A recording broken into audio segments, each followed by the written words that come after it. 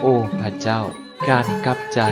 บ่แม่นเรื่องง่ายเพราะลูกบ่มีความสุภาพเพียงพอเพื่อรับรู้ตนว่าเป็นคนบาปขอให้ลูกรู้จักผันเปลี่ยนชีวิตและการกระทำของตนให้สอดคล้องกับน้ำพระทัยของพระเจ้ารู้จักตื่นตัวอยู่เสมอเพื่อบ่ให้ตกอยู่ในความคิดเฟ้อพันมีความซื่อสัตย์สุจริตเพื่อบ่ให้เป็นคนหัวหลอกขอพระองค์จงประทานพระคุณแห่งการกลับใจแก่ลูกเพื่อลูกจะได้อยู่ในความจริงและพร้อมที่จะดัดแปลงแก้ไขอยู่เสมอขอให้ลูกมีดวงใจ